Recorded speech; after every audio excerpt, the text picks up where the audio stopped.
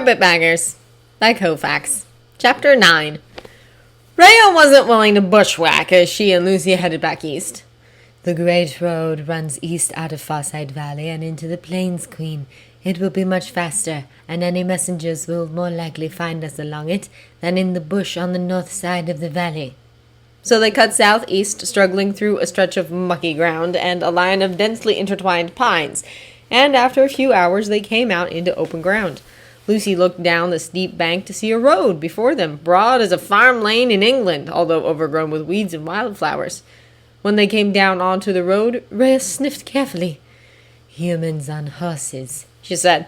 "But not recently, and they were headed west. I think it's safe." With every step they took eastward, Lucy's heart grew heavier. Peter, Edmund, and Susan were all behind her.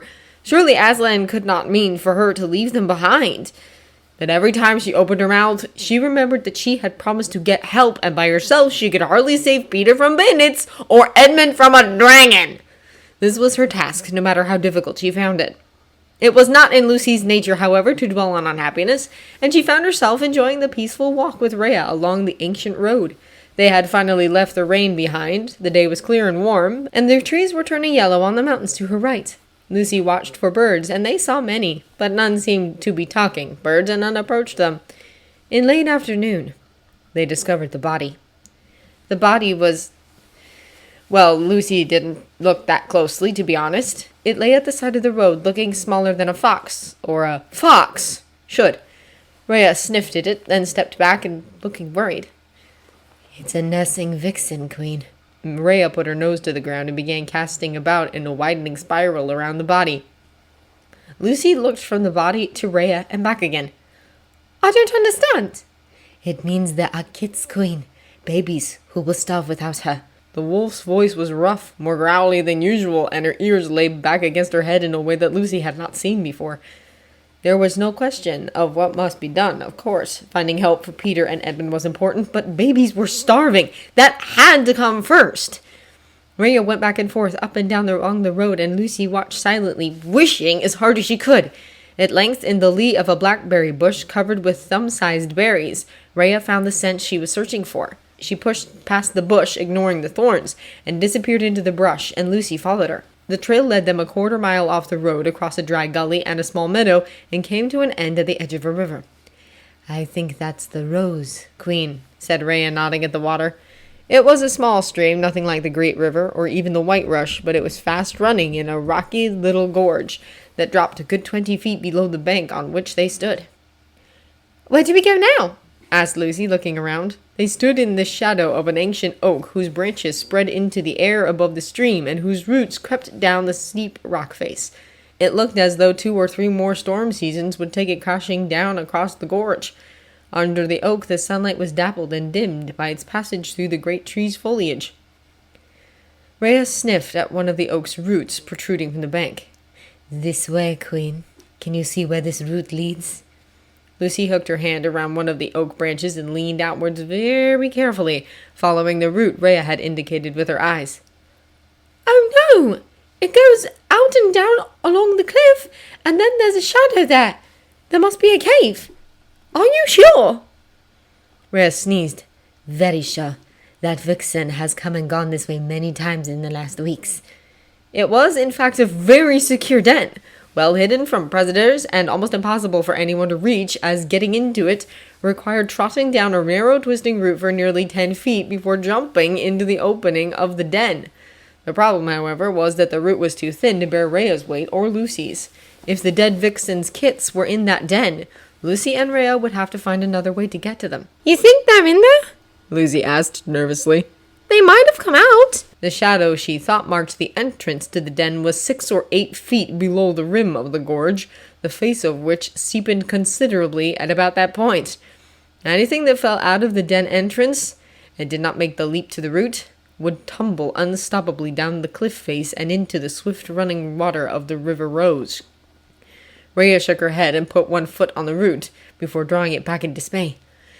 "No, they're in there. If the mother was still nursing, they were too small to leave the den. We have to fetch them out." "Don't they have a father? It would be nice if someone else could help the kids. That cliff looks scary." But Rhea shook her head. If they do, he's not been here lately.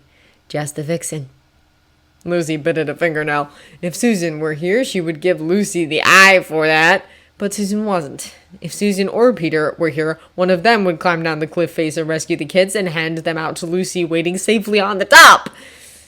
But they weren't, and there wasn't anyone else around. And the kids were probably hungry. Maybe starving.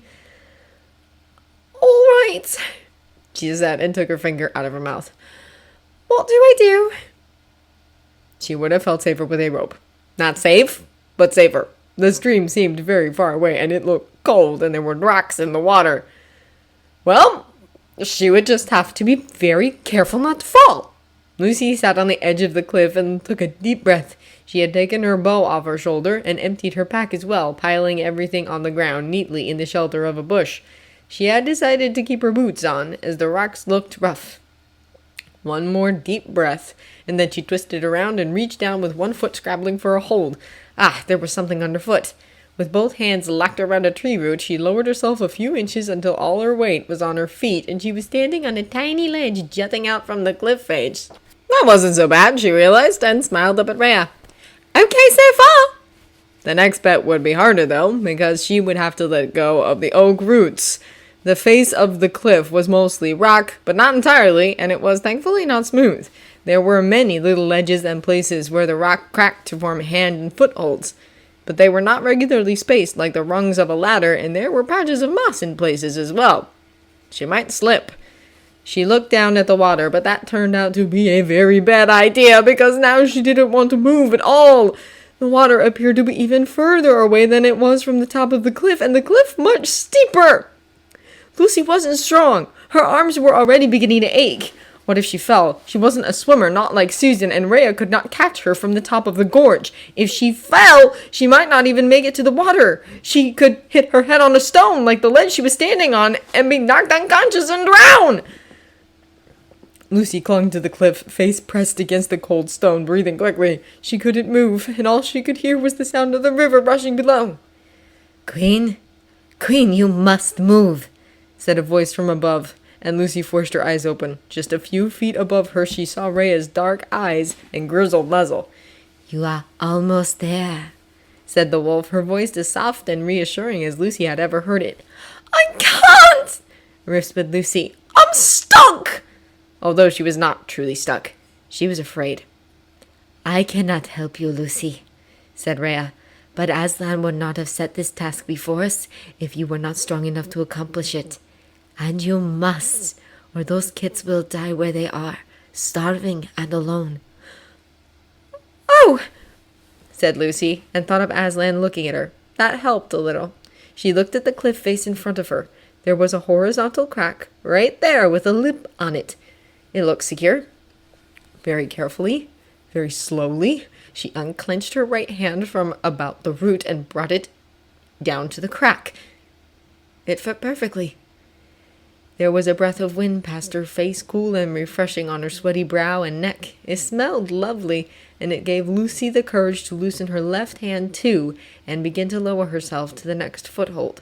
She worked her way down one more step after that and then looked back up at Rhea. How much farther? Can you see? I think you are there, Queen.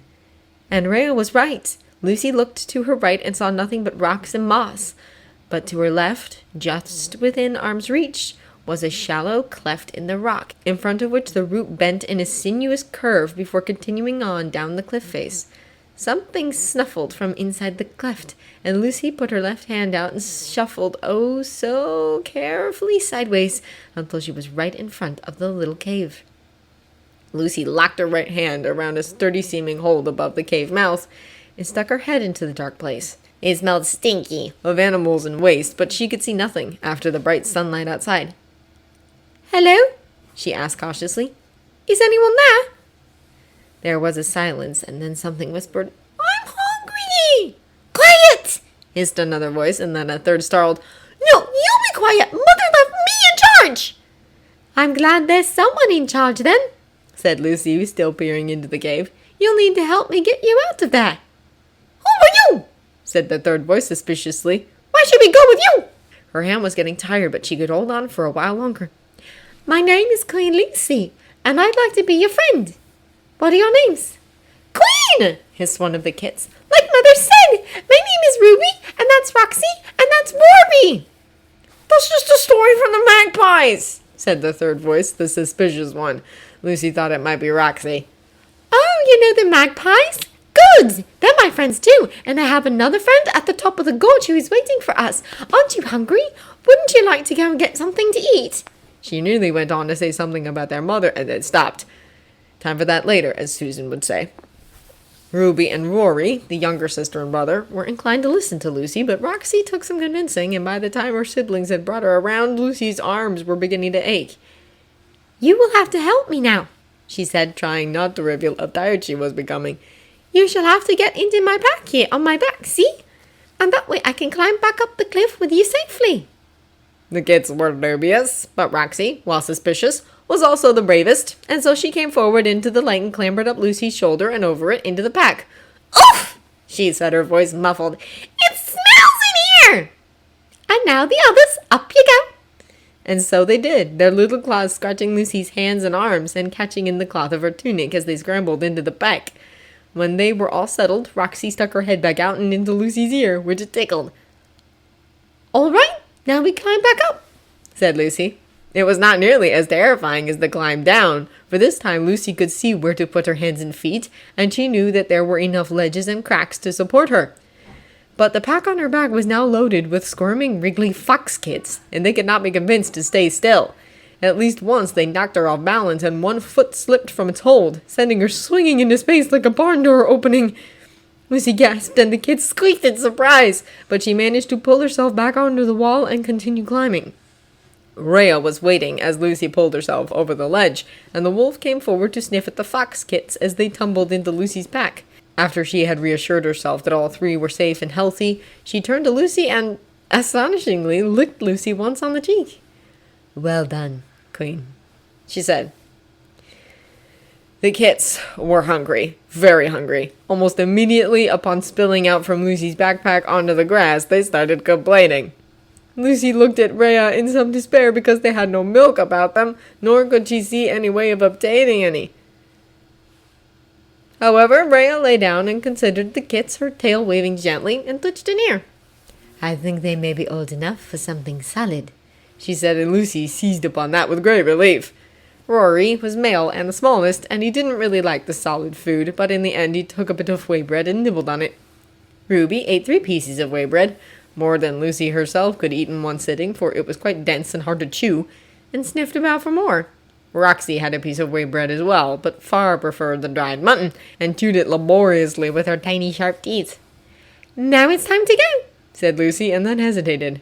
How was she to travel with these children? They were quite small, and if she carried them, she would have no room in her pack for her bedroll, water, and food. Oh, she would just have to manage something. In the end, she tied her water skin to her belt and rolled her blanket about the food packets so she could strap that to the outside of her pack. Then she piled the kits into the pack and shrugged it onto her shoulders. It was heavy, far heavier than it had been before, but it would have to do. Rhea led them back to the east road, on a much more direct route than the kits' mother had taken, and they struck out at once. It was now late in the day, and Lucy feared they had not traveled far enough. However, after only half an hour of walking, there was a flash of black and white in the brush ahead of them, and her heart leapt. "Magpie!" she cried, and the bird startled out into the open air, coming to a fluttering landing on a branch next to the road. "Who calls?" the magpie asked, sounding annoyed. Your queen, growled Rhea. Know you not that this is Queen Lucy, set on the throne of Carpetbaggers by Aslan himself? The magpie fluffed his wings, then bobbed his head towards Lucy. "Your pardon," he said, sounding embarrassed. "Word has not come that the kings and queens were coming to Farsight Valley. What service, queen, can I offer?"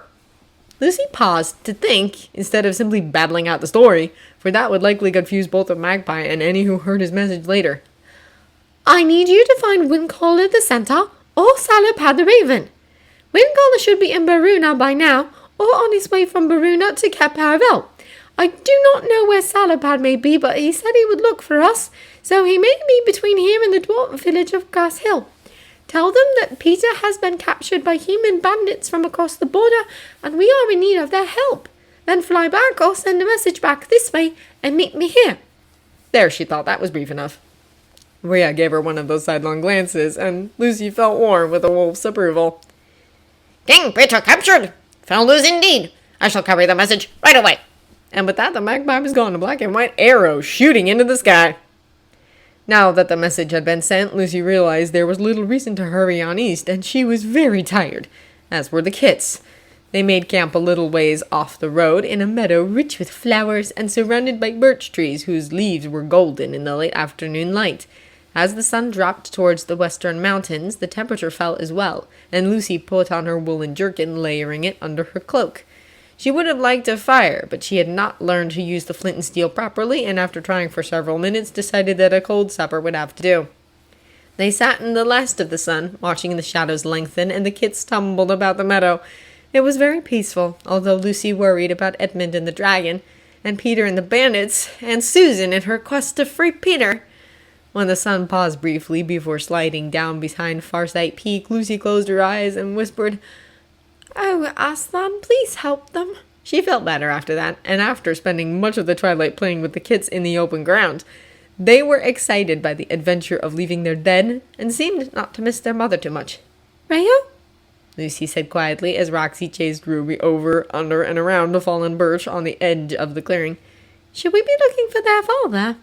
In fact, she really wanted to talk about what they should do tomorrow. Should they reverse their steps again, head back towards Talmud Pass, and try to help Susan? Should they continue on towards Baruna in hopes of meeting whatever help might be coming? Should Lucy stay here with the kids and send Rhea on her own?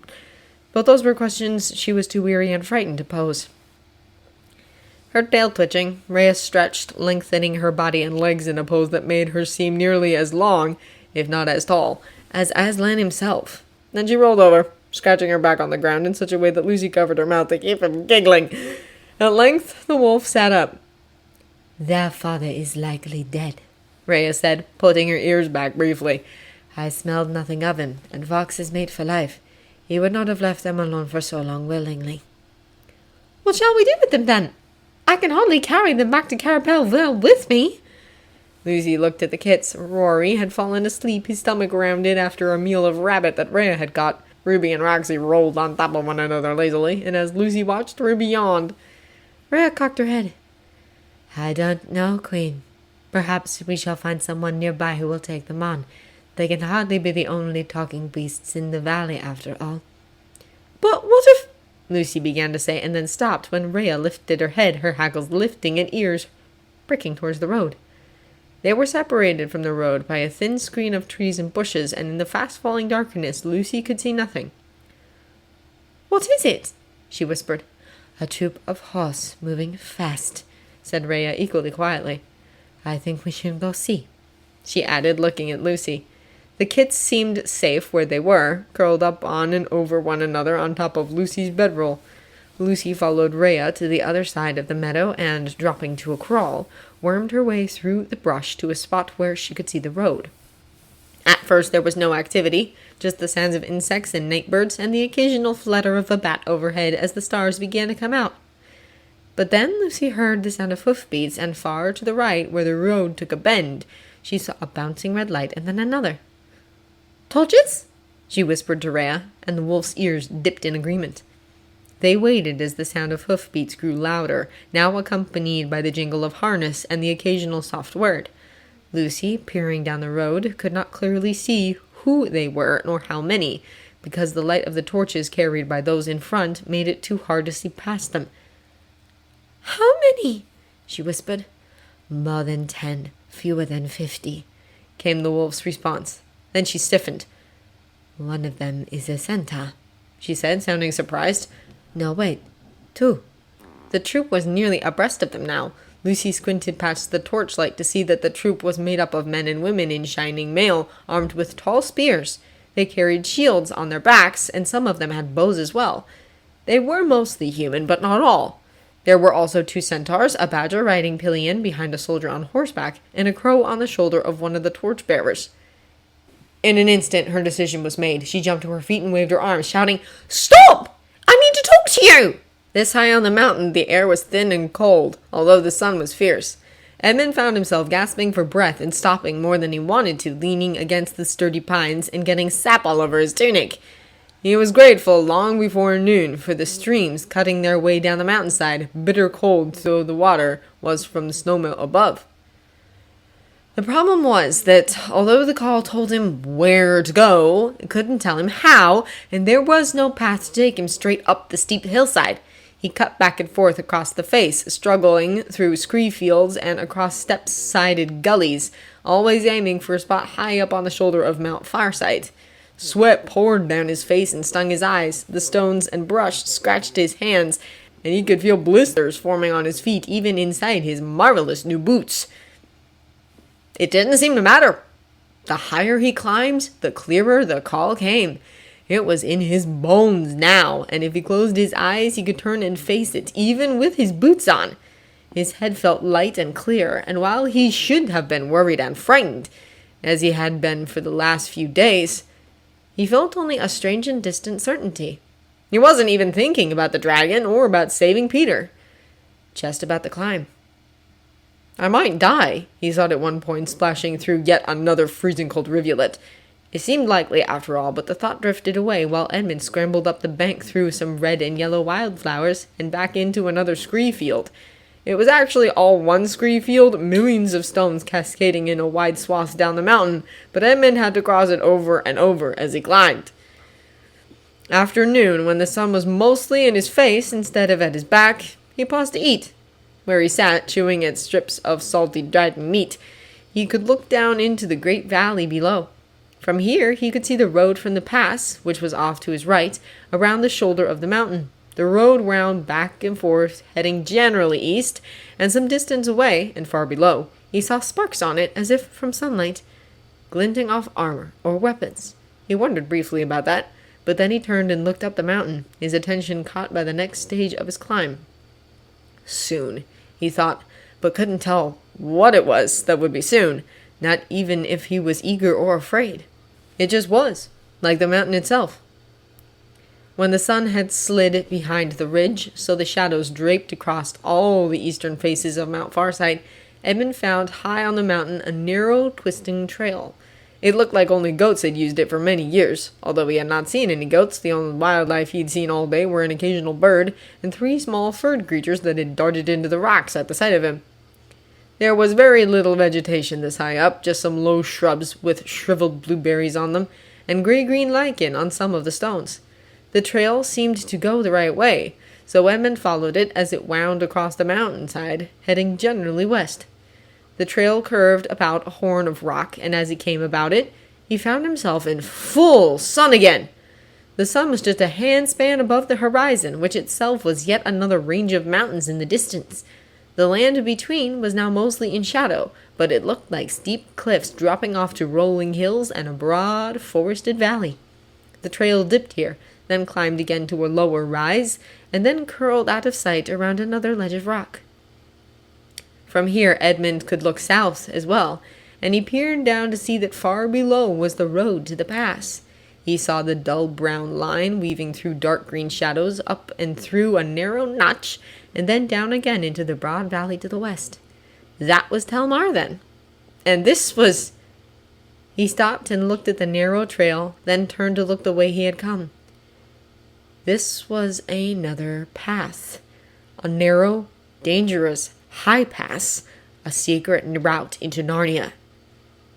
But this high pass wasn't the reason he had come here. Edmund took a few steps down the trail into the hollow, and then he saw it. The shadow on the rocky wall wasn't a shadow at all, but a cleft in the stone of the mountainside. More than a cleft, a great doorway into the darkness. He stepped closer, and from the dark inside the caves there came a smell. Something both sharp and smoky, reminding him of railway platforms and cold November evenings. And then suddenly the world shifted about him. The call was gone. The certainty was gone.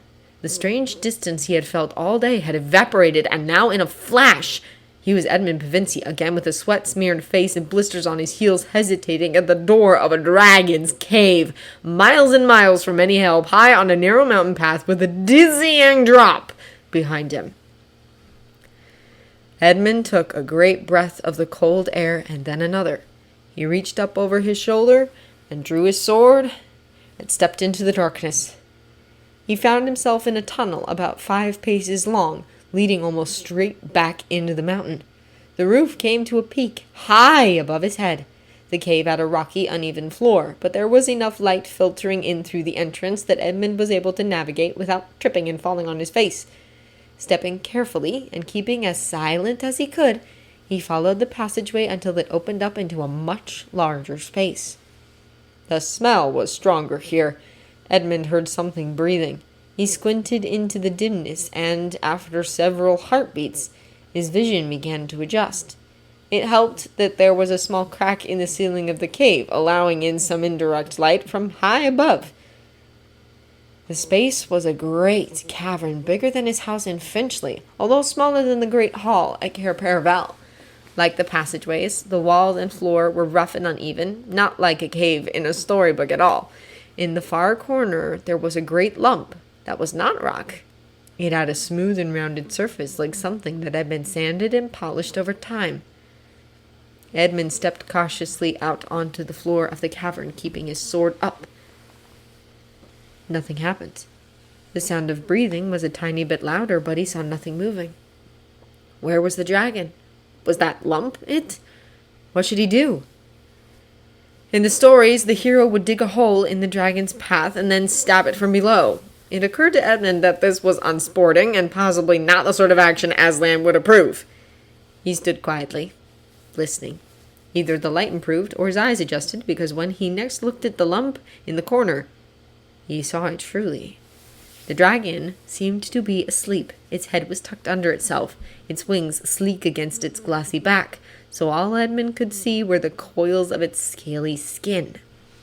It looked like a python he had seen at the zoo, all shining scales and loops and knots, and no head nor tail at all. In the dim light, it had no color but gray. "Well," said a strange, low, hissing kind of voice, and Edmund jumped, and the sword slipped in his hand. "What are you going to do, human?" The voice seemed to come from all about him, but Edmund decided that was merely the rocky walls of the cavern playing tricks on him. He faced the dragon and nodded to it politely. One should always be polite to something that could eat you, but hasn't decided to yet. "I don't know," he said, hoping his voice wouldn't break. "What should I do?" At that, the dragon snorted and drew its head out from under its wing. It had a head the size of a railway truck, covered in dark scales, but with large, pale eyes. It stared at him, and its tongue flickered out just like a snake's would. Its tongue was very long indeed. Edmund couldn't control a shudder. "You should make up your mind quickly, son of Adam. I am bound only while the sun is in the sky. When the stars are out, I am free. Best kill me now while you may." And it shook a leg, with a shocking clanking noise that echoed around the cavern. Edmund stared, for the dragon was chained to the cavern wall. There was a great shackle bolted around its leg, and chains ran from it to an enormous U-shaped bolt in the rock of the rear of the cave. "What? How can you be chained?" Edmund asked. "I saw you flying last night." The dragon gave a great gusty sigh. Edmund tried not to cough at the smell and stretched its head forward. At its fullest extent, it could not quite reach Edmund where he stood, but it was close enough for him to see deep into its gullet and see the sharp tips of its many teeth. He wasn't sure why he was still here. This was by far the most dangerous thing he had ever done, and by all rights he should have fled as soon as the dragon woke up. Instead, he clutched his sword, little use though it would be against a creature of this size, and his knees shook, and he stayed where he was. "Did you not hear me? I am bound by day, but by night I am somewhat free. Except then, while my wings may fly, my mind is chained, and I am no more than a dumb beast. The witch knows well that I take my power from the sun, so kill me now while you can. The sun sets even now, and once it is gone, I shall break you like a hound does a rat he catches in his master's yard." Edmund stared. The dragon stared back. "But the witch is dead," Edmund began, and then hesitated. The sun was setting, and how could he tell how much time he had? He stepped sideways, the dragon following him with its eyes, and tried to get a better look at the chain. From this angle, it looked familiar. It was not cast iron or even bronze, but a striking silvery white, almost translucent. Etched into the surface of the shackle and the bolt were letters and runes that Edmund knew he had seen before. "Dead," said the dragon. "and yet I am still bound, son of Adam. Unless you bear with you the witch's power, none can now free me then, and I shall live out my days in this dark hole, living only half a life." It snarled, then the sound filling the cave and making the hair on Edmund's arm stand up. He nearly dropped his sword again. The voice of the dragon was so full of rage and yearning. The light was dimming, although the shackle and chain on the dragon's leg seemed to have a glow of their own. Edmund bit his lip. If the dragon was telling the truth, it would shortly be free, and Edmund had no way to escape it. But what if it were freed before the sun set? "What's your name?" Edmund asked the dragon. The dragon cocked its head. It peered at him, done flickering. "Name? The witch took it," it said finally. It sounded lost, sadly alone. "It's gone. Died in the dark and the cold." For 100 years, perhaps, this creature had been chained in this cave, nameless in the dark. Even if it meant to kill him, Edmund couldn't be afraid of it anymore. It had been just as much a victim of the witch as he had, and for far longer. "How long until sunset?" he asked, wondering if he were mad. What he was considering was a sort of thing Lucy would do, with no regard for her own safety. "Soon," said the dragon. "Why?" Edmund shook his head. "Can you promise not to eat me until then?" he asked. "Because I have an idea." The dragon drew back its head in some surprise, tongue flickering, then said, "Until sunset? Yes. Besides, I don't eat humans." "Good," said Edmund, and made himself walk forward until he was well within striking range of the dragon's enormous teeth. The dragon's body was bigger than he had realized in the poor light, nearly the size of a London double-decker, although not as tall. It was more snake-like than he had expected, but he had no trouble finding the leg with a shackle on it, for the shackle was glowing more brightly now. Edmund worried that this signified some magical action soon to occur. The dragon's leg was long, longer than a human man was tall, and it ended in a long foot with 5 clawed toes. The shackle was bolted above what on a horse would be the ankle, firmly enough not to be removed, but not so tight it galled the skin. The shackle, chain, and bolt in the wall were all the same pearly white that the witch's wand had been. He heard a snort, and realized the dragon's head was immediately behind him, its great eyes peering over his shoulder. "The wand broke," he said mostly to himself. He braced himself and raised his sword above his head with both hands on the hilt. Then he hesitated. "This might hurt," he said to the dragon. The dragon nodded. "I shall not hold it against you, even if you fail and I kill you." "Wonderful," muttered Edmund, and swung the sword down against the silver-white shackle. There was an enormous flash, and everything went dark. "Damn!" thought Susan, as she was roughly forced through the crowd of mercenaries in the center of Silver Pine Valley. Getting captured was not part of her plan, but she'd waited too long to cut the horses free, and 2 of the soldiers had spotted her as she ran for the trees. Susan twisted and wrenched, but she had neither the strength nor the leverage to pull herself free. "Thought we wouldn't see you, girl?" asked the tall woman in green with a grim smile. "Did they send you ahead, then?" No, Susan couldn't think of what to say, and they weren't listening anyway. The mercenaries were rapidly forming up into lines, stringing their bows and drawing their swords. If they had been taken by surprise by the arrival of the cavalry, they were reacting fast. Soon this yard was going to be awash in blood, and Susan would be in the middle of it. As they wove their way among the soldiers, the tall woman neatly took away Susan's knives, and the shorter one nodded to the tall man directing the company. "Captain, we found this girl cutting loose the horses. she said in a hoarse voice, but then broke off as an enormous noise drowned out what she was saying. The noise was coming from the sky, and everyone looked up, even the captain. The shorter woman let go of Susan's arm, gaping. "Dragon!" someone shouted. "A dragon is coming!" It had to be the dragon that Edmund had gone after, Susan thought, despairing, for how could there be two in Farside Valley? Had Edmund found it? Had he fought it and died? Or had it simply flown away before he could get close to it? She couldn't imagine Edmund hurting it. It was enormous, glittering gold with a black head, tail, and wingtips, rather like a Siamese cat.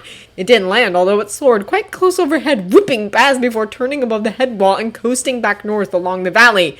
Then it flapped its wings twice and settled into a lazy circle that covered everything from the head wall to the farthest fence lines on the valley floor. It almost appeared to be examining the lay of things. And things were certainly in a right mess, as Miss Halifax from the butcher shop would say. The troop of cavalry had reached the valley floor and was gathered in a tight pack about a quarter-mile distant on the far side of one of the tilled fields. Susan peered at them through the crowd around her. Most of the mercenaries were taller than she was, and realized to her surprise that at least one of them was a centaur. Was it Stormcoat? But no, because the rest seemed to be humans on horses clad in green, and they carried a green banner with a silver symbol on it. Susan wasn't used to counting military forces, but there seemed to be fewer of them than of the mercenaries. The mercenaries, meanwhile, had managed to recapture many of their horses, although most of them were staying afoot, some of them with sharp-bladed short spears that Susan suspected would wreak horrible damage on the green troops' horses. She saw to the rear a dozen of the dark-skinned women preparing deeply curved short bows decorated with black feathers. She could see the shed where Peter had been held, but not the spot where Perrin and Rena had begun digging the tunnel to free him. Had he gotten out? Where were they? Oh, Aslan, everything had gone so wrong. She could weep, except that she found herself furious instead. Who were these people? What gave them the right to come into Narnia with their horses and their weapons? How dare they invade this peaceful dwarf village and abuse them so? As they had skulked through the woods, Perrin and Rena had told her of the terrifying assault by the mercenaries, and about how the two of them had managed to escape through the woods instead of being trapped inside the workings, like so many others. Since then, and it had been weeks, the mercenaries had been taking boxes and crates out of the dwarf halls, and the few dwarves Perrine had seen had been closely guarded and badly bruised. Rena assumed the dwarfs inside were being forced to turn over their silver and mine more for the mercenaries. It was too awful, like something out of a novel. Why had Aslan not prevented this? But Susan had little time to worry about the dwarves, as the two soldiers ignored her scowl and bound her hands behind her. It was unsettling being among humans again. They were all so much taller than Susan was, except for one or two of the women in green. And those women were clearly adults. One of them even had gray braids bound about her head. Those few soldiers, who even noticed her in the flurry of their preparations, looked at her with a mix of scorn and leering dislike that made her face burn. To them, she was nothing but a child again. "Fight, your ladyship," said the captain, staring at the troop of cavalry, which was gathered at the foot of the rise, but not yet moving forward. "They don't want to see her, and then we can talk money. If we play this properly, we'll have a good start on a new treasury, on top of the silver from the maggots. Enough to cover what the witch should have paid us 3 times over." Only a moment later, however, a young soldier hurried up, his broad forehead creased with worry. "The prisoners, Captain Astor. They're gone, both of them. And there's a hole in the floor, a tunnel." Susan hid a smile. Peter had escaped then. One thing had gone right at least, although she wondered who her ladyship was. Asper's face twisted in rage, and the soldiers around Susan stiffened. There was a long, terrifying pause, and then he gave a short, harsh laugh. "Well, we still have the silver then, and with luck the bloody Arkans will be off with the girl once we've spanked them a bit. Loon's not got the reach to expand this direction, not with the Tisrock snapping at its toes." "Sir," said the tall woman to Susan's left, "we caught this girl among the horses. Figure she's one of the Arkan scouts." Lowering his gaze from the enemy, Asper turned to examine Susan. His eyes glinted as they looked her over, and she resisted the urge to look away. She would not be shamed by a dirty mercenary. She stared at him fiercely, not venting her rage. "Bit young for it, aren't ya?" he said with a knowing grin that made her long for her knife. "Well, you'll do. Keep her out of the way. he said to the tall woman. "I might want her later. As for the rest of you," Asper went on, raising his voice so all his company could hear, "ignore the dragon. Why should it care what happens here unless it feeds on the dead? And our dead won't mind it. This is the plan. I want Santu's archers on the right rear. If you see an opening, swing wide to catch them on the flank. Pedrosian, you get to earn all the ale you've pissed out these last months. Your troop takes the front line to break the charge. The rest of you grubbers, if the horses get through, break apart and let them pass. They'll hit the buildings and we can take them down at a distance. This isn't the end of this venture, not by..." And then he stopped talking. For the dragon had ceased its circling and was gliding smoothly in for a landing in the open space between the two companies of soldiers. It hit the ground at an angle and skidded to a stop in the middle of the field, flattening several rows of tiny green plants. Even on the ground, it was the most enormous living creature Susan had ever seen, although most of its bulk was in its length. It looked far more like a snake than the picture she had seen of any dragon in a book. But that was not the most remarkable thing about the dragon. The most astonishing thing about the dragon was not its size, nor its color, nor the smoke that jetted out of its flaring nostrils. The most astonishing thing was that there was a boy sitting astride the dragon's neck, and he was laughing! It was, of course, Edmund. Susan knew that, even at this distance, some 200 yards off. He spoke to the dragon, and it replied, more smoke spilling from its jaws, and then lowered its head and neck to the ground. Edmund jumped off, stumbled on the landing, and then straightened. Susan must have made a noise because she was wrenched suddenly about. "You know him?" snapped Asper. "Then he should care what becomes of you." Gripping Susan's arm tightly with one large hand, he forced his way through the press of soldiers and out into the open. "Bring her!" More hands seized Susan, and she was forced along behind Asper as he moved across the ground with long, angry strides. But Asper and Susan were not the only people advancing to what was apparently going to be a parley. For now, she saw Peter walking calmly across the fields from the edge of the trees, keeping his distance from the mercenaries, and followed by Perrin and Rena. The dwarf women both carried their bows with arrows to the string. Susan tried to see if Peter was injured, but he was too far away. At least she could see that he carried her own bow, which she had left with the dwarves. Beyond Peter, at the edge of the woods, Susan saw another figure, someone taller, with blonde braids running towards the green troop. When she reached them, their ranks opened up smoothly to admit her. Her ladyship, perhaps? Peter reached a spot about halfway between the two companies of soldiers and came to a stop, the two dwarves staying some distance behind him. Edmund met Peter there, and they embraced, which made the soldiers about Susan exclaim in surprise, speaking too quietly for Susan to hear at this distance. Asper came up to them then, but he did not approach too closely. Instead, he stayed about 10 yards away as if waiting for something. Susan and her guards were some distance behind him, close enough to hear if people spoke clearly, but still out of range of her brothers. The dragon, only 30 yards away, snorted and a blast of smoke jetted from its nostrils. Susan's guards jumped and Asper's hand clenched about his sword hilt, although he said nothing. Susan noticed belatedly that Asper was wearing ringdon, and her eyes narrowed. She couldn't tell if Peter saw it. Peter said, quite cordially, "Good morning, Captain Asper. I suggest we wait before speaking. I expect the Archenlander captain will want to join us." There was no indication on Peter's dirty face that he recognized Susan standing behind Asper with her arms bound. She schooled her face as well. She wasn't sure what her brothers were planning, but she was quite sure they had a plan. After a short time, someone on horseback emerged from the green troop. A man, followed by a great dark wolf. "Rhea!" Susan burst out, and then shut her mouth again. Thankfully, her guards didn't seem to notice. If Rhea was with the Arkans, as Asper had called them, then Lucy probably was as well. Archenland, Archenland. There, she could see it on Edmund's map in the mountains to the north. They must be very close to the border here. The rider pulled up equidistant from the others, so they formed a rough square, and Susan saw that the blonde woman rode behind the Archenlander captain. She jumped down easily, and they both strode forward to join the parley. The 6 figures, Peter, Edmund, Asper, Rhea, and the 2 Archenlanders, stood for a long moment looking at one another across the trampled ground. Other than Peter and Edmund, none of them stood within arm's reach of one another. All but Edmund kept a nervous distance from the dragon, which had not moved since lowering Edmund to the ground, but appeared to be paying close attention to the proceedings.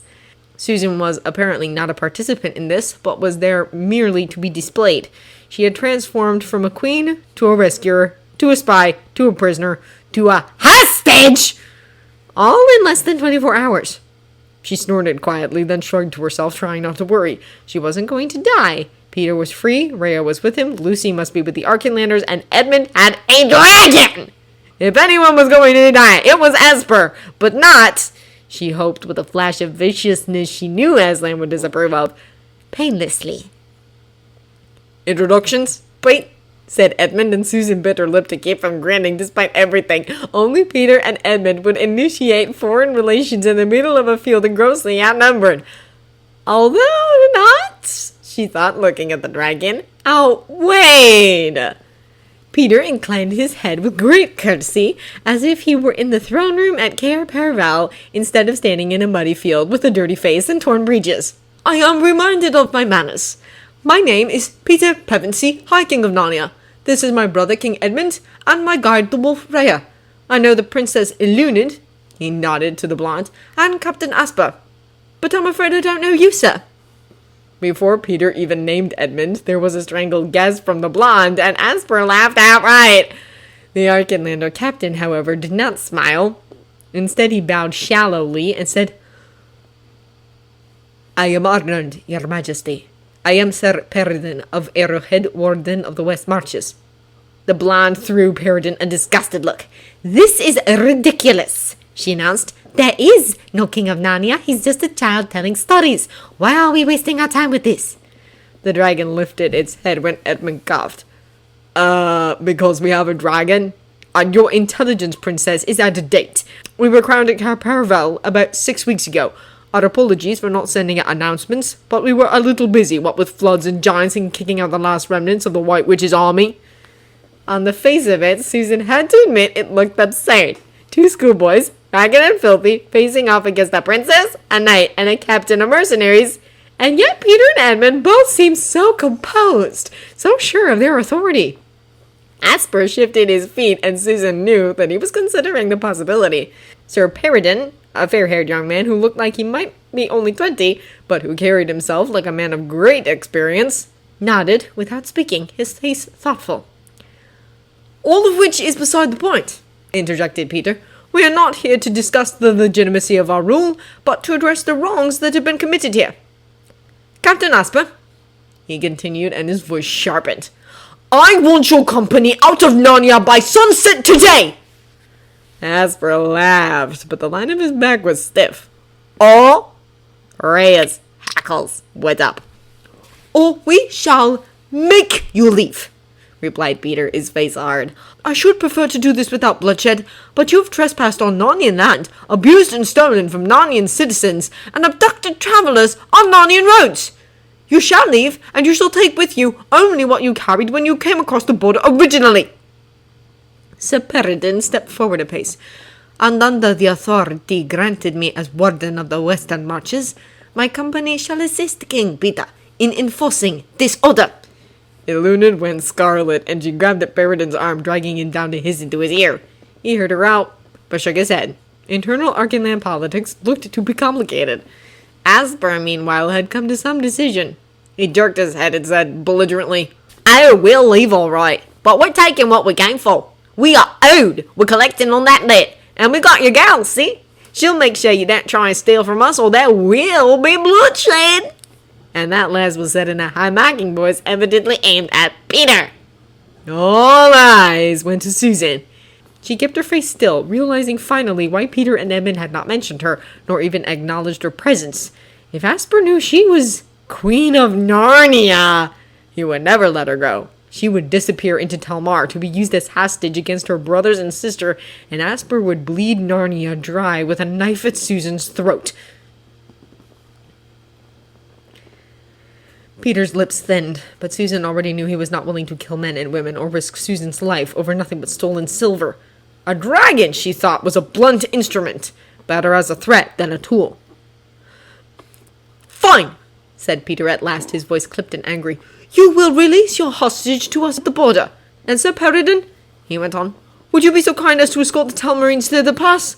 I would take it as a symbol of the friendship between our two peoples. I would be honored, your majesty, said Peregrine, and he bowed again, this time much more deeply, and swept around to return to his company. Eluned glared at everyone, and marched off behind him, her back stiff with rage. Edmund turned his eyes back to Asper. You have an hour, he said conversationally. Best use it. And behind him, the dragon yawned. Asper began snapping orders as soon as he was within earshot of his company. Saddle up! I want all the silver packed on the ponies first, and then the rest of you grunts get your packs together. Standard hazard gear, helmets and hauberks on. I won't put anything past these maggot lovers and magicians. They say they'll not touch us as long as we have her, but girls like that are easy enough to find. Watch your backs! Susan's guards had to pack too, so they forced her to her knees and tied her feet together and left her in the middle of the yard. So she sat and waited and watched as the camp burst into activity around her. She would be freed at the border. She held on to that and wondered what might happen if she weren't. Probably there would in fact be bloodshed, and at the thought of that she might have smiled a little. She was watching a thick-set Telmarine wrestle a small but heavy crate onto the back of a mule, when there was a sudden startling roar, and then a horrendous ground-shaking crash, as the thousands of tons of rock had fallen from a height. Swiveling around in her cramped position, Susan realized that that was exactly what had just happened. While the dwarf village had several freestanding buildings about the yard, which functioned as barns or storage sheds, the central hall was built into the stone head wall of the valley. That head wall soared steeply for 200 feet above the valley floor, and behind it, inside the mountain, were the dwellings, storerooms, and mines of the dwarf village. As Rena and Perrin had told the story, the dwarves of the village, surprised by the mercenaries' attack some weeks ago, had been trapped inside the mountain and forced to serve the mercenaries as well as turn over their hard-won treasures. Many of the dwarf women and most of the children had escaped through secret tunnels and passages leading deeper into the southern mountains, but the men had been trapped while they covered that escape, and for the last several weeks had been abused and exploited by the stronger and better armed humans. Perrin had seen several dwarfs badly beaten in the yard, and at least one body thrown into the latrine pits as if he were no more than an animal. But it looked as though the dwarves of Silver Pine Valley had not been passively waiting for rescue. For now there was a great hole in the head wall of the valley and a huge pile of broken stone beneath it, over which flowed scores of angry dwarves, each with an axe or hammer in his or her hand.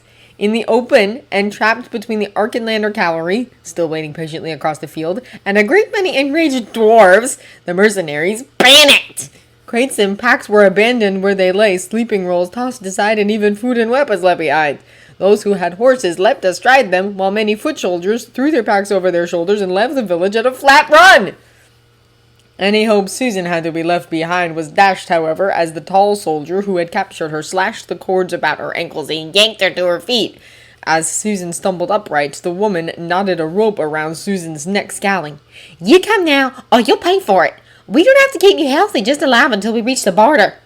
With that, she yanked on the rope, and Susan staggered after her. The tall soldier, whose name Susan later determined was Serta, towed Susan out of the village and up the long sloping road that climbed to the western ridge above Silver Pine Valley. They were surrounded by other fleeing soldiers, slowly forming into their separate troops, organization shaping itself out of chaos. The dwarves stayed in the village once they'd chased out the mercenaries, except for a squad of about 20, who followed on behind to make sure the mercenaries were really leaving. And behind the dwarves came about half of the Arkenlander cavalry, with Rhea. The wolf ranged up the line of march, sometimes coming in range of the mercenaries' arrows, although she was swift enough to evade them. But Susan saw her once or twice, and the knowledge that Rhea was there, watching, was a balm to her heart. She could not see Peter, though she was sure he must be following as well.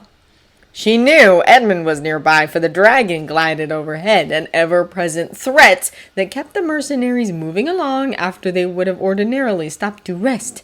Serta and the captain made sure that Susan stayed in the middle of the column, always surrounded by soldiers. If the dragon attacked, Susan would die along with her captors. They left the village an hour or two after dawn and marched at a fast pace all day long, stopping only twice, briefly. As the afternoon bent towards evening and Susan stumbled more frequently, the road began to climb. It wound back and forth up a narrowing slope that seemed pinned between two great peaks. The ground became rockier, the trees dwindled to windswept and bent old pines, and the air became colder and biting. Susan shivered, but no one heeded her. Indeed, even Serta paid little attention to her beyond giving her a few sips of water at the last stop. She felt lightheaded with exhaustion, and probably altitude, and she was covered with dust from the trail and bloodied from falls. She would have given a great deal just to sit down by the side of the road and rest. Even on the mad flight from the White Witch, she had never been this miserable. Instead, she blinked sweat out of her eyes, blessed the centaurs for the warmth of her woolen jerkin, and kept her eyes on the ground in front of her. It was a shock when, after one particularly steep and rough section of road, she walked right into Serta's back. The column of mercenaries had stopped. It was sunset now. The mountain tops above them were shining gold and pink in the last light of the day, and the wind had dropped. Looking about, Susan saw that they were very high. The land dropped away behind them, the road swiftly disappearing into shadow. She could not see the Archilanders or the dwarves, though she assumed they were still there, invisible in the shadows. Up ahead, over the shoulders of the mercenaries in front of her, she saw the road rise for another 100 yards, and then pass through a narrow notch between the mountains to the left and right. The sunset was streaming almost directly through the notch, and she could not see what lay on the other side. But just this side of the notch, half in shadow, lay a great golden form blocking the road. In front of the dragon stood two small figures, one dark-haired and one bright. "You have come safe to the border," said Peter's voice. "Now release your hostage and you may go." With the sun behind him, Susan couldn't see his face. Asper seemed to have regained some of his confidence on the long hike to the pass. He laughed. All right. What will you do if I decide to keep her? Burn us up? No, you won't, not if you value her pretty skin. He waved a hand, and Serta yanked on the rope, pulling Susan forward through the crowd. Susan bumped against several soldiers and then staggered into the open beside Asper. He seized her by the hair and forced her head around to face him. And not just the pretty skin either. Hey, he said to Serta, who shrugged, looking uncomfortable. The Tisrock has few enough northerners in his markets after all, and she's tough, aren't you, girl? You can pay me back some of what those maggots cost me. But Edmund apparently had had enough, for there was a whisper of movement, and then a large gold and black head appeared just beyond Asper's shoulder. The dragon smiled, exposing teeth like daggers, and said in a courteous, sibilant voice, "I would not recommend that." Asper gaped. Serta opened her hand with a jerk so that Susan's leash fell to the ground. "Quinn, will you join your brothers?" said the dragon, again with that exquisite politeness. "Yes," said Susan, forcing the word out through desert-dry lips. But before she went, she turned to Serta. "Free me," she commanded, and under the dragon's gaze, Serta drew her dagger and with shaking hands cut Susan's bonds. Susan stepped over the rope on the ground and turned to Asper, who had at last closed his mouth. Now he looked scared, but his eyes were avid and covetous. Queen, he rasped, what ransom would they have paid for you, girl? Susan forced herself to step closer to him, close enough so she could smell the sweat on him, tangy and sharp. With his breath puffing against her face, she unbuckled his fine leather belt and caught the sword by its sheath as it fell. She lifted it in both hands, and the golden pommel caught the sunset light. "My ransom, Captain, would be blood," she whispered, and with all the strength she had, struck Asper across the face with a sheathed sword. It was not enough for what he had done to her, and more importantly, to the dwarves of Silverpine Valley. But he would not forget her. He fell, blood streaming from his nose and a gash on his cheek. Serta and two of the other mercenaries started forward, but stopped when the dragon shifted its gaze to them. Susan turned away and walked unsteadily but upright towards her brothers. Peter came to meet her, hands outstretched, and she put a hand up to stop him and then, slowly, sank to one knee. She held the sword out in front of her horizontally, although it was very hard to keep her balance. She only needed to stay upright for a few more minutes. She could do this. The sun had dropped behind the pass now, and there was light only on the mountain tops. Peter looked pale as he took the sword from her and, handing it off to Edmund, lifted her to her feet. His hands were cold around hers. "Sue," he said softly, and his voice shook. "I'm sorry, I wanted to, but we couldn't. They had to leave, and if they had no guarantee, they might have fought." She had known, all the way from the village, that she was the price of this temporary peace. But her throat had closed, and so she just nodded. "Later," she whispered. Edmund hugged her then, and she clung to him. "So tall now, how had that happened?" As Peter stepped forward next to the dragon. "Go now!" he shouted at the mercenaries. "Leave Narnia and never try our borders again! Spread the word! Narnia is free and strong again! Now, go!"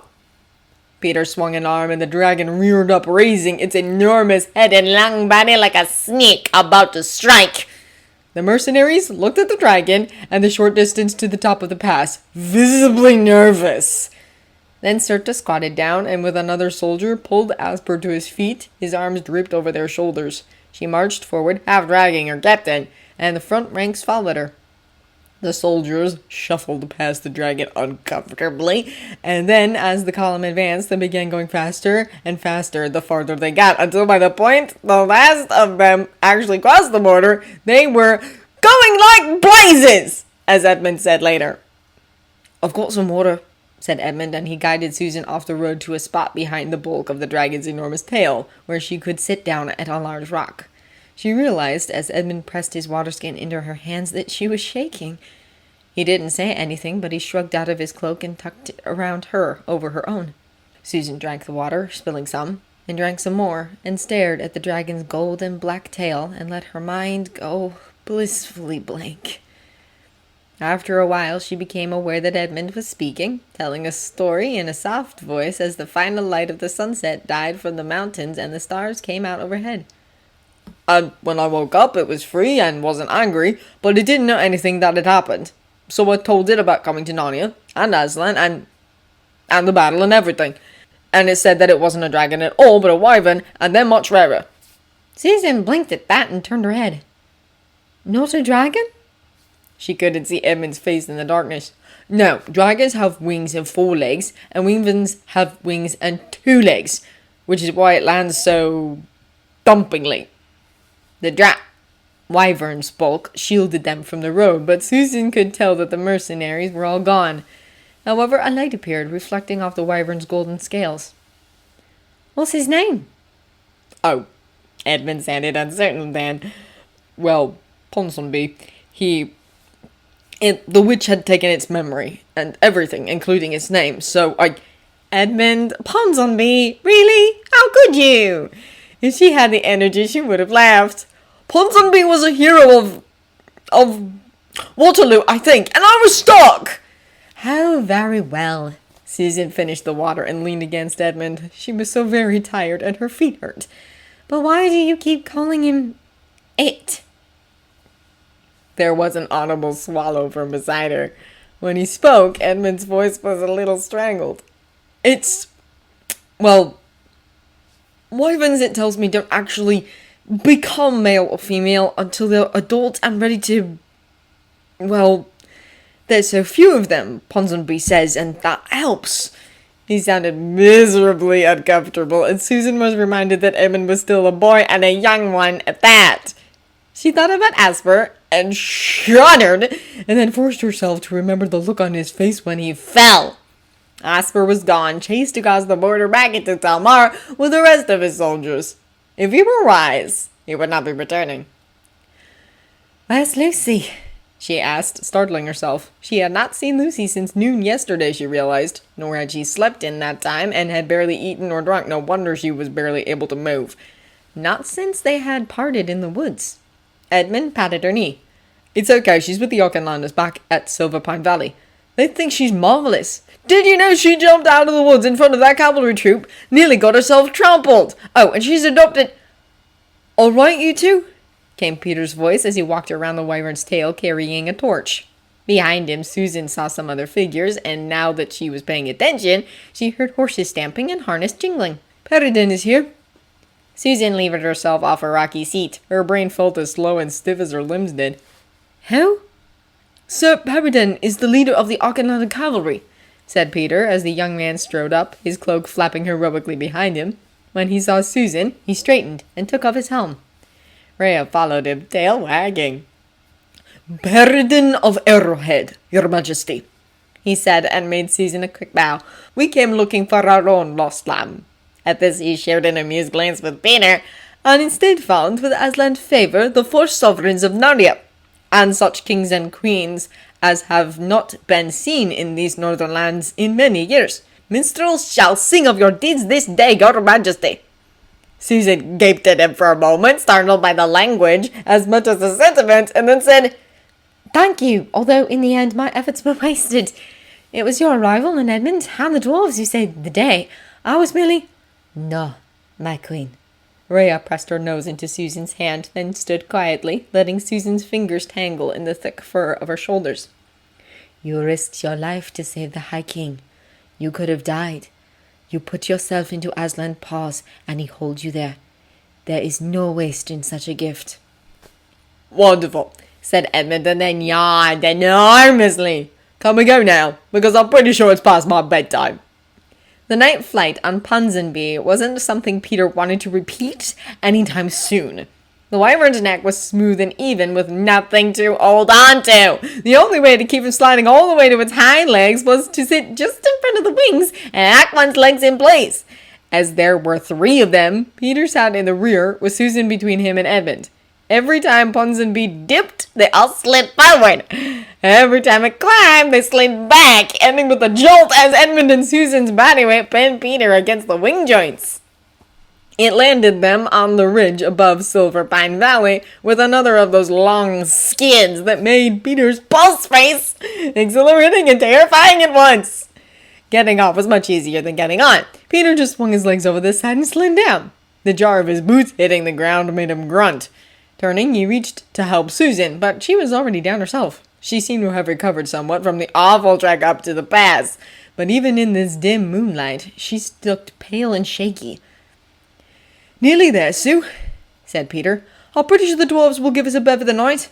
Lucy's probably got them eating out of hand already. Lucy smiled weakly, and then yawned. Peter put his arm around her to steady her as they waited for Edmund to bid Ponsonby farewell. If you need anything, Edmund was saying, come to Carpetbaggers. Just fly east from here, and it's the castle on the ocean. Or send word. I still owe you. It is I who owe you for my freedom, said the wyvern, its gold scales glimmering. But it is good to be free, Edmund of Narnia. Now I go to find my own people. And with that, Ponsonby sprang into the air. The beating of its great golden black wings kicked up dust from the road and blew Peter's hair into his face, but he shaded them against the wind and kept watching as the wyvern climbed high into the night sky and disappeared at last into the darkness between the stars. Where's it going? Peter asked. Edmund shrugged. It said it thinks it came from the western wilds, far to the north. I'm not really sure, though. The witch left almost nothing in its mind. I can't imagine how awful that must be not to know anything. Peter thought about that, thought about waking up one morning to have no idea even of his own name, and shuddered in sympathy. Well, he said, pushing the thought away, let's get on. When do you think Peridin and Rhea will get back? Asked Susan, through another yawn, as Peter led them down the slope into the valley.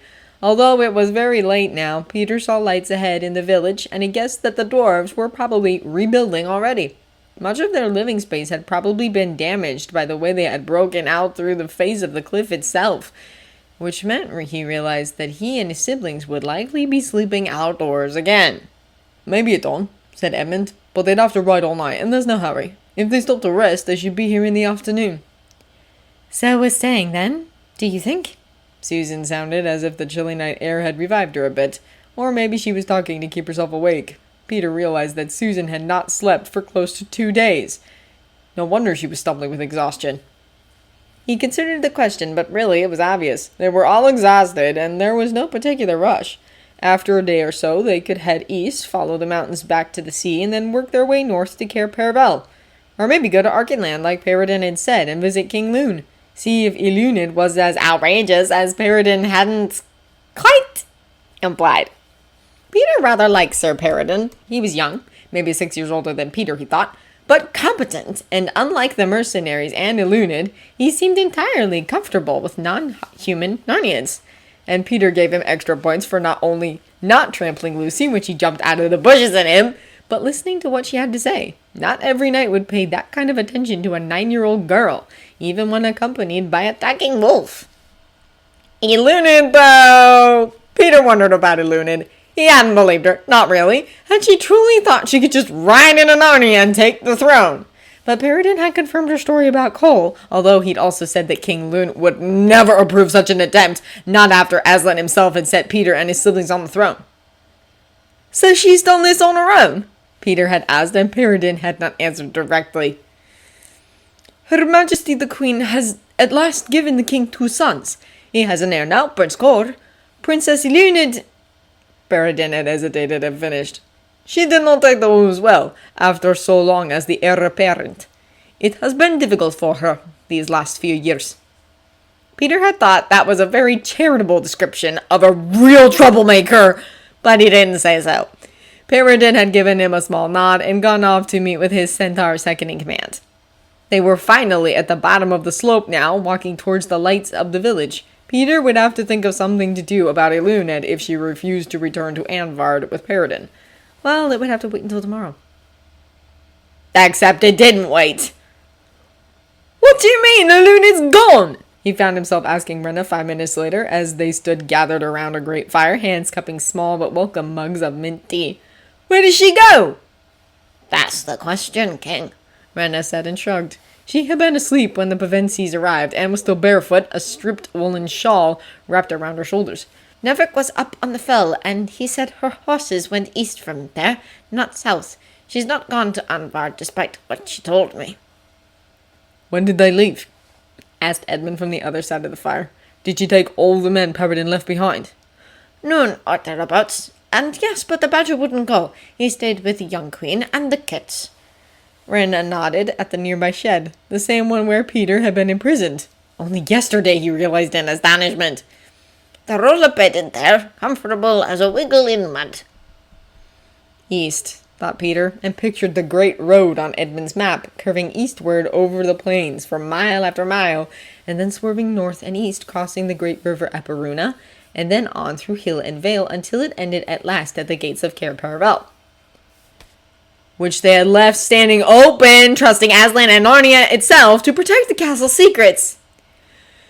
She's gone to Carpetbaggers, hasn't she? Said Susan, whom Peter had caught up on his encounter with Eluned while they flew down from the pass. To try to take the throne. The last of Peter's tea hissed as he upended his cup into the fire. He was so tired he could lay down right here in the rocks of the yard and sleep for a week. Even his anger felt banked, buried under the ash of exhaustion. Yes, she has. We're just children, after all, and she claims the right by descent from the first king of Narnia. Well, said Edmund with an edge of humor in his voice, reckon we know what we're doing tomorrow after all. Pity you said Ponsonby away, Ed, said Peter in the morning. He'd meant to rise at dawn and get an early start, but the shed had been warm, the blankets the dwarves had provided them as comfortable as his bed in Finchley, and he had not risen until the sun was high. Lucy, who had not been nearly as weary as the others, had charitably refrained from waking them, and instead brought them cups of tea and slices of chewy dwarf bread to eat when they arose. Now she was squatting on her heels, picking burrs out of Rhea's coat, as Peter worked on his second cup of tea, and Susan sorted through their packs. Susan looked quite recovered from her ordeal, but had told her brothers not to tell Lucy any of the details. Now, she said, not looking up from the scant pile of whey bread she'd assembled, it is quite a long way to Carpetbaggers. A wyvern would have been convenient. They were gathered around last night's fire, which was much smaller this morning. The dwarves of Silverpine Valley were bustling about them, but by far the most activity was going on at the head wall and inside the mountain, given the fantastic rate at which they were all working. Even the dwarf women and children who had fled into the mountains and had now returned were working. Peter expected the repairs to be completed within a week. The sun shone down from a sky spotted with swiftly traveling clouds, and a wind rattled the treetops, some of which bore red and yellow leaves. In the open yard where yesterday morning a troop of mercenaries had been camped, 3 fox kits tumbled over each other, watched over by an avuncular badger named Softpaw. A personality more different than Broadclaw could hardly be imagined, and Peter found it hard to believe they were the same Edmund shook his head, looking stubborn. Ponsonby did me a good turn, and we're square now. It wouldn't be right to take advantage of it. You're probably right, agreed Peter, and then looked down at Lucy. Lou, the others never met Eluned, but you were here with her after we all left yesterday. Did you talk to her? Did she say anything? Throwing a burr into the fire where it blazed minutely, Lucy sat up and scowled. I didn't like her, she said to Peter's surprise. There were very few people Lucy would say that of. She laughed at me when I told her Aslan had made us all kings and queens, and she was nasty to Renna and Softpaw. Rhea touched an ear, lifting her lip to show a shining canine. She clearly didn't think it was appropriate for anyone, other than her, to laugh at the Pevensies. Rhea had arrived during the night, having left Peridon's troop behind. She looked weary, but comfortable, splayed on her side in the sunlight while Lucy picked through her coat. What else did she say, exactly, Lou? Asked Edmund. Well, first she didn't believe me at all, but Renna told her it was true that some of the dwarfs here had been to the battle and seen Aslan acclaim us. Lucy smiled in recollection. And then, Susan urged her. And then she tapped the hilt of her sword and said something about how a soft hand may take a crown, but... Lucy stumbled, frowning as she tried to recall the words. But it takes a hard hand to keep it.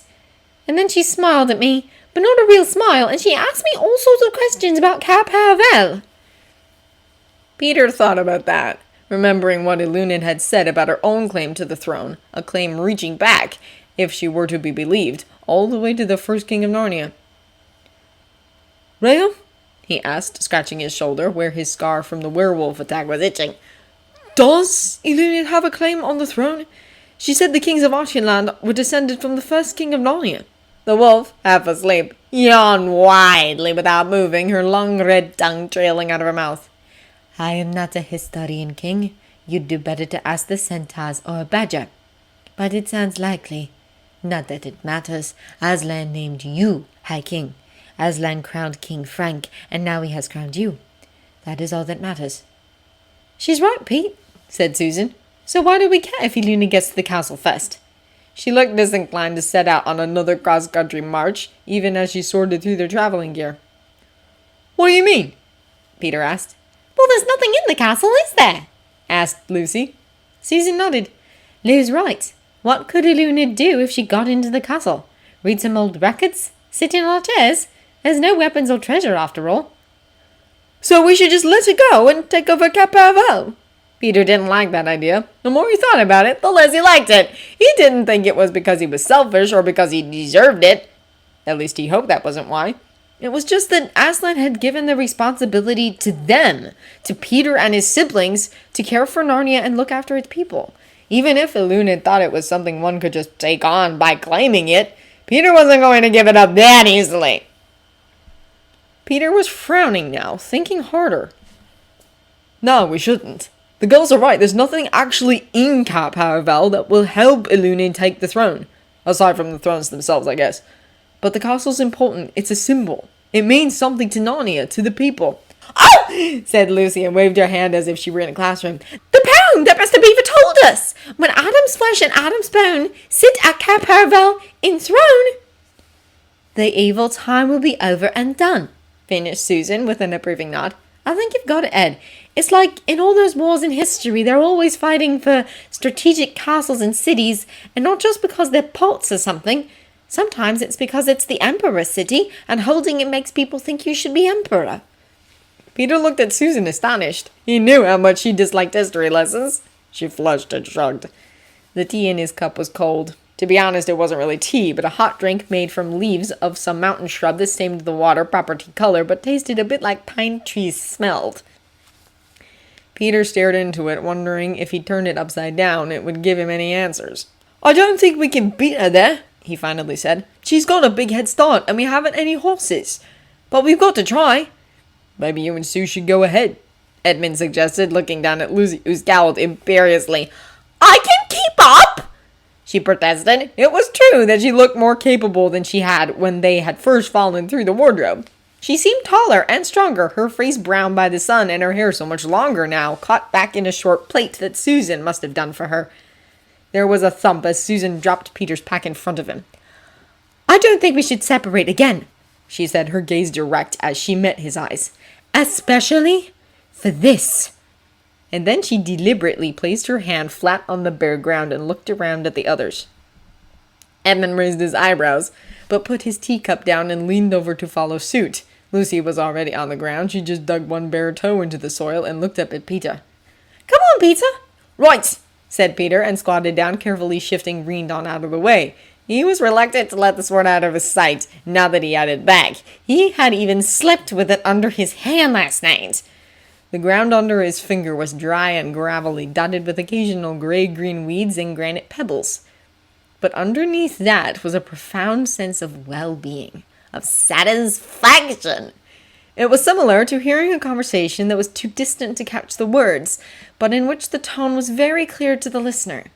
Narnia was pleased and comfortable, like a well-fed cat on a rug in front of a cozy fire. They had done well, and their reward was to continue with it. He looked up. His siblings looked from youngest to oldest, pleased, interested, and happy but uncertain. Well, said Peter, I guess that answers it, doesn't it?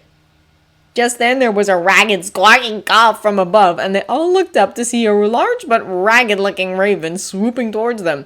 It landed with a final flutter on its wings on the ground at Peter's side, and bobbed at each Pevensie in turn. I am pleased to find you here, your majesties, Salopad croaked, settling his feathers. Queen Lucy's message indicated you were in dire straits, but you have freed yourselves without any of our help, I see. Well, not without help of some kind, said Edmund, his voice dry. Just not yours. And in a few short sentences, he outlined for Salopad all that had happened in the past several days, ending with the discovery that Princess Eluned had set off for Carpetbaggers, intending to take control of the castle and, presumably, the crown. Salopad clacked his beak in agitation, and 3 magpies Peter hadn't noticed circled down to land nearby. That's ill word, but not as bad as it might be, King Edmund. For Queen Lucy had sent for help, and as we speak, Windcaller leads a company of the Oathsworn on their way from Verona. If they stay on the Great Road, which is possible, they may well intercept the princess. I don't want any more bloodshed, said Peter, thinking unhappily of centaurs charging against the heavy cavalry of the Archenlanders. No matter who won, both Narnia and Archenland lost. And I'd like to stay on good terms with our next-door neighbors as well. Edmund nodded, but pointed out, just remember, Pete, if she gets into the castle before us, we may need more than a can opener to get her out.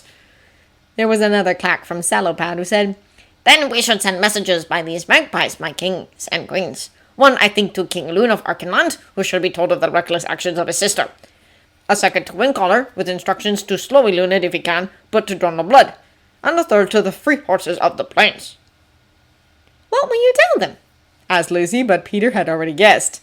More bareback riding, he thought, and caught Edmund's eye, who grinned and rubbed his backside in remembered discomfort. It was a long way from Farsight Valley to Carpetbaggers.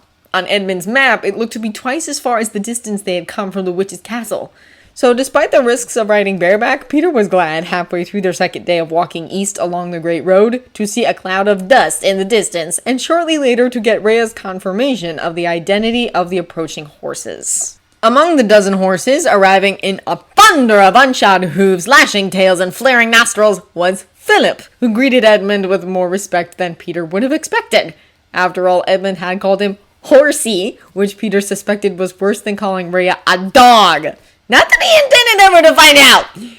Despite their swift journey, the horses seemed in good condition and were quite willing to turn around and retrace their steps carrying riders. Indeed, there was a dispute over who would get the honor of bearing the various Pevensies. At length, Rhea stepped in and made the assignments. Susan reassured those not chosen that the journey was long enough that surely all the horses would have the opportunity to participate. This soothed most of them, but a black mare of small stature but fine lines continued stamping and muttering long after the other horses had settled. Rhea put Lucy up with Edmund on Philip, mounted Susan on a long-legged chestnut mare with a white teardrop-shaped blaze, and directed Peter to a stocky-based stallion named Frinder or so it sounded to Peter. Can I just call you Fwind? It's rather long. The stallion's eyes rolled. Apparently horses have no trouble remembering long vowel-laden names, but he tossed his head in agreement. Mount up, King! It is many leagues to Carpetbaggers. Yeah, said Peter, wincing, and with some help from a stone beside the road, struggled onto Fwynn's back. In later days, songs were sung about the great ride from Farsight Valley to Carpetbaggers, verse after rhythmic verse describing the descent from the high valley into the foothills and the seemingly endless plains, the golden grass rustling in the autumn wind, and then the great forests of eastern Narnia through which the road rolled, crossing streams and meadows as the sun sank earlier every day and the nights turned chill, even in the lowlands. It all would sound glorious, glamorous even, the sort of thing that would look marvelous in a film. But what the bards, even the centaur bards, who should know better, would omit would be the things that stuck most clearly in Peter's memory long afterwards. Like the way his bones would rattle like dice as the horse trotted, jarring Peter's spine all the way to his cranium. Like the way Lucy fell off Philip's back 3 times the first day, the last time landing so hard on a steep downhill slope that she broke her arm and had to be healed with her own cordial. Like the look on Susan's face when she slid off her mare's back at the end of the first day and walked very stiffly away into the brush. When she came back, her face was quite white, despite that it took a direct order from Peter to get her to use the cordial herself in the morning. Like the fact that riding horseback for hour after hour across the plains is boring! And one can only spend so much time quizzing one's mount about horse politics. Edmund evidently was reinventing the Narnian judicial system while he rode, deep in conversation with Philip, despite Lucy's frequent complaints of boredom. After the first day, she demanded to ride with Susan, who was more interested in the various Narnian peoples. On the 3rd day of riding, they came to the end of the plains and stopped at a small fawn halt beside a lush meadow, where they received a meal of grilled fish with nuts, berries, and something that seemed like a potato, except it was purple. Alexis also brought out several sacks of grain for the horses, which Fwyn received with pleasure. Susan gave Alexis the last of the small coin they had, over his objections, before they departed the next morning. The woods took another whole day, for the road was quite overgrown and the footing uncertain in the shadow of the trees. Lucy claimed she saw dryads several times, but they had to push on, leaving the beach girls and oak lords behind. Even the fiery black mare, whose name was Shindelin, was weary by the time they broke out of the trees and found themselves on the bank of the great river. A ford was marked by a series of wooden poles set into the ground at intervals wide enough to let boats pass, and on the far side of the river, which was much wider here than it was where they had crossed upstream, Peter saw dozens of buildings. The town of Veruna was built on a rise above the river, but its buildings flowed down the slope, ending in a series of warehouses opening onto docks just downstream of the ford. "Looks pretty good," said Edmund at Peter's shoulder. "Can't see any flood damage from here." Salopad, who was riding on top of Peter's pack, clicked in agreement. "The messages you sent saved many lives, King. Now we should cross the river. There will be food and beds for you in the town." Salopad, a marvel of organizational ability, led them to a large farmhouse on the outskirts of town, where they were greeted by a stout fawn and a small herd of goats, who clattered out to meet the kings and queens with great enthusiasm. After a quick meal, which included cheese none of the Pevensies were willing to eat for fear it was made from the goat's own milk, they fell onto soft mattresses on the swept stone floors and were asleep before the dishes were cleared away. They rose in the grey of dawn, were mounted within 10 minutes, and clattered out of the courtyard, still clutching cold sandwiches made of seed cakes and mutton. They circled around the still sleeping Veruna, and as they crossed the foggy fields, a magpie landed on Edmund's shoulder. "What news, good friend?" asked Peter, after swallowing a too large bite of his sandwich. "Princess Eluned and her company are at the gates of Carpetbaggers, King," piped the magpie, who seemed to be very young. Peter groaned. "But fear not," continued the magpie, bouncing with excitement and making Edmund wince as its sharp claws bit into his shoulder. "the castle gates are shut, and the princess cannot enter." Why not? Asked Susan, leaning sideways dangerously, trying to hear, but the magpie just bounced and nodded, clearly took a choose to answer. Peter realized they would get no answers from him. Peter looked around for Rhea and spotted her where she had spent much of the journey, just ahead and to the left of his horse. How much farther, Rhea? We shall be there by late afternoon, King, she said without looking around. Her steady lope did not falter, and Peter sighed. It would be a long day, but at least it wasn't raining. Baruna lay on the great river, which entered the ocean near Carpetbaggers, but the river took a great loop southward between them, and so the road cut across that loop, winding through a series of low-wooded hills and soft green valleys. Many of the valleys, like some they had seen in northern Narnia, bore evidence of agriculture. Green fields of some unfamiliar grain, or neat rows of apple or nut trees. Once they even passed a terraced hillside planted with low bushes Edmund swore were grapevines, but it was some distance from the road and they had no time to stop. Later, Ed, snapped Peter, and hoped there would be a later. They stopped briefly at noon, feasting on apples picked from the trees along the road, and eating the last of the cold mutton Billness the fawn had pressed on them at dawn. A great elm girl came out of the wood to speak with Lucy, and after a few minutes' talk, Lucy hurried to Peter. There are people ahead of us. Nanad says many people have passed on the way to Carpetbaggers. Oh, Peter, who could it be? More horses? Suggested Edmund. Susan pursed her lips. An army out of Vulcanland? But she sounded doubtful. No one could cross the plains in force without the horses seeing them, and the horses would have sent word. Pirates! Lucy suggested and laughed at Peter's expression, then sobered. Well, the mercenaries were pirates, weren't they? They were, agreed Peter. He looked down at the apple in his hand, no longer hungry. He offered it to his current mount, who was a rangy blood bay named Pillowenwee. She took it from his palm and crunched it with an apt delicacy. Anyway, it doesn't matter. We have to push on. We can't stop now. Weary as they all were, the horses picked up the pace when they at last came out of the hills an hour later. The road was a golden snake laid across the open green land, winding several peaceful miles toward where the land ended, and they saw the shine of the eastern sea. And now, after so long where the road ended, they saw the windows of Carpetbaggers shimmering in the westering sun. It was too far away to see anything clearly, but Peter thought he saw something twinkle, as if sunlight reflected off a spear point or mail shirt. Salopad, go see, he ordered, and the raven took off, flapping his wings heavily as he climbed. They set forth at a canter, Peter and his siblings wrapping their hands in their mounts' manes and gripping as tight as they could with their legs.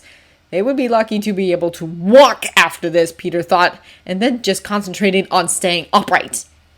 They rode hard, the horses' coats darkening with sweat. They all became covered in dust. It was hot, hotter than it had been since they left the witch's castle. Between the heat and the worry about what they would find, sweat trickled down Peter's back and stung in his eyes. He risked a glance at his siblings. Edmund looked stony-faced, Susan concerned, and Lucy looked as though she were having the most marvelous time.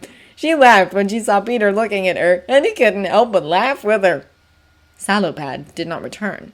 Peter looked again at Lucy's face, and despite everything, his heart rose. Aslan had been with them all through this long journey with its many trials. Even if they had never seen him or touched him, the good luck they had experienced and the good folk they had met clearly showed the mark of Aslan's favor. Whatever they met outside the castle walls, this was not the end of the adventure. Just before the castle, the road passed through one last copse of trees hiding the great walls from view. We should take these down, said Edmund as they cantered, ducking under branches. It would be too easy to sneak close to the walls. Peter just glared at him, and Edmund shrugged. What? I'm not worried. But his airiness seemed forced.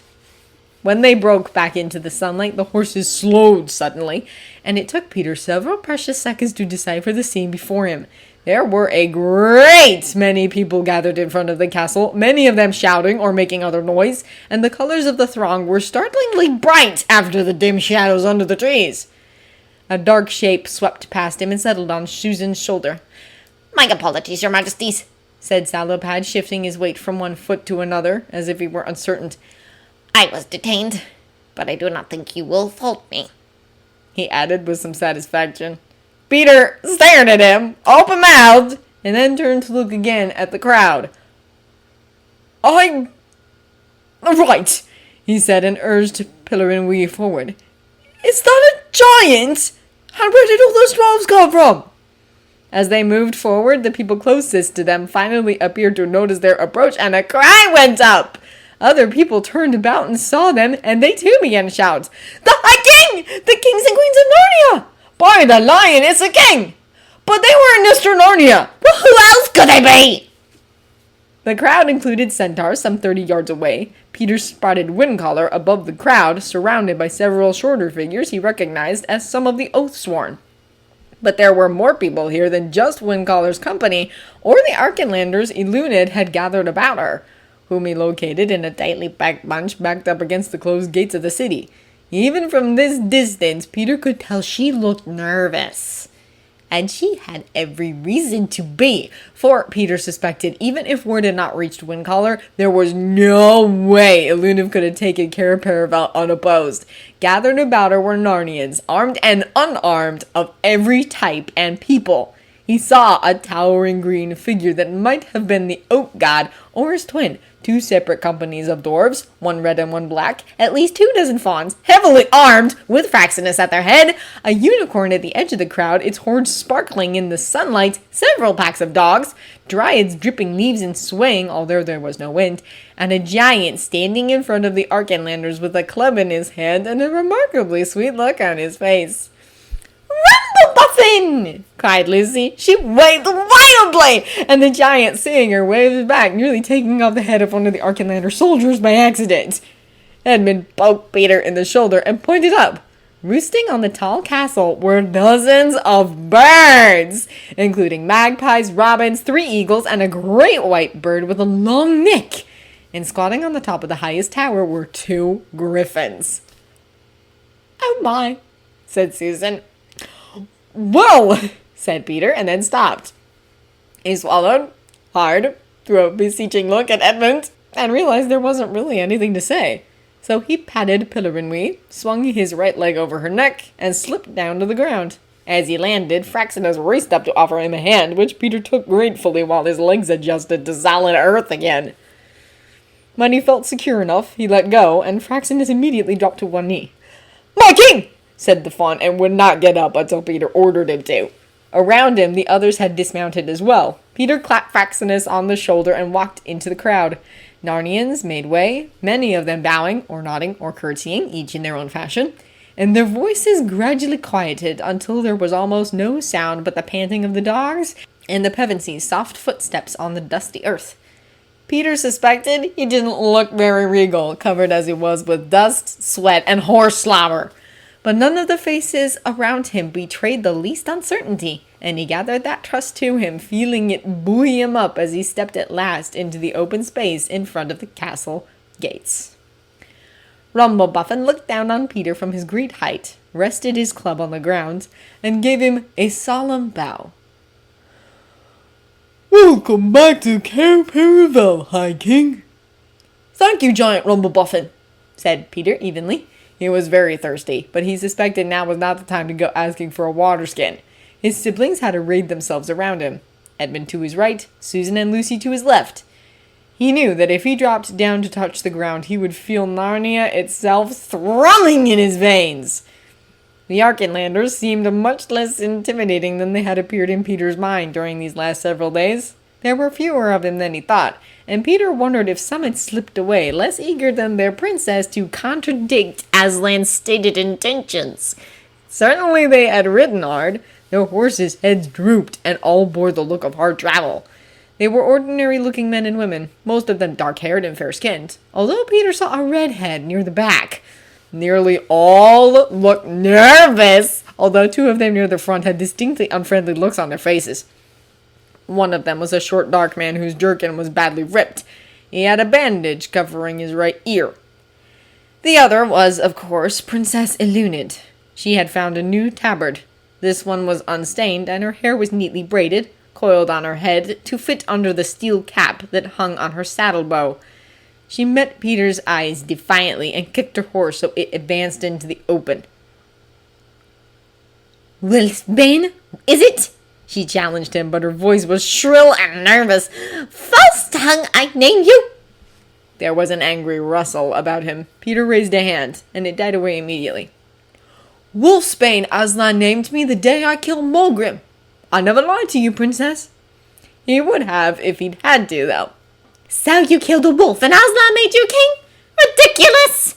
She sneered, and Peter had to respect her, still defiant in the face of this great crowd who could tear her apart so easily.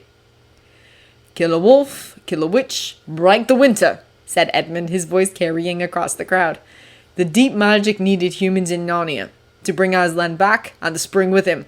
Why did you never before cross the border, princess, even though you had a claim on the crown of Narnia? Was the snow too great a barrier, even for such a prize? Were you afraid? Went unsaid, but Peter heard it anyway. And so did Eluned. She seized her sword hilt, and the crowd tensed. The hair on Peter's arms stood up, as if there were electricity in the air. Don't, he cautioned her, his voice low. I cannot hold them if you do. He could nearly hear her teeth grinding at this close range, but she slowly released her grip on the sword.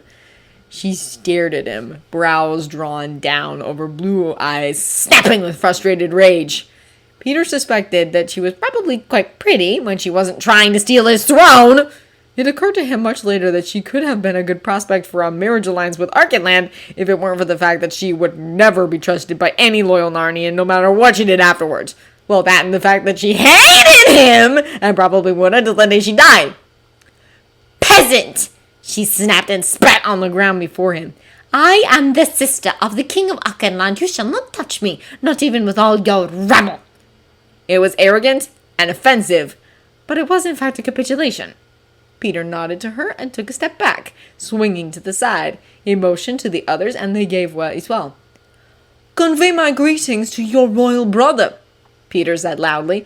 My griffins shall escort you and your company on your journey to Anvard. Ride safely, princess. And I suggest that further embassies from Archenland come in less warlike guise, so we avoid any further misunderstandings. There was a ripple of laughter about them, and the crowd pulled back, clearing the road for the Archenlander company. She snarled and pulled her helmet on with a shaking hand, and then kicked her weary horse into an uneven trot. Her soldiers followed raggedly. The Narnians watched them go in silence. They stayed silent until the very last soldier, the redhead at the rear, disappeared into the shadows of the wood. The stillness held for another long moment, and then, spontaneously, a great cheer went up, startling birds out of the trees. It was a cheer without words, just a sound of delight from 300 different voices, and it seemed to rock the walls of the castle itself.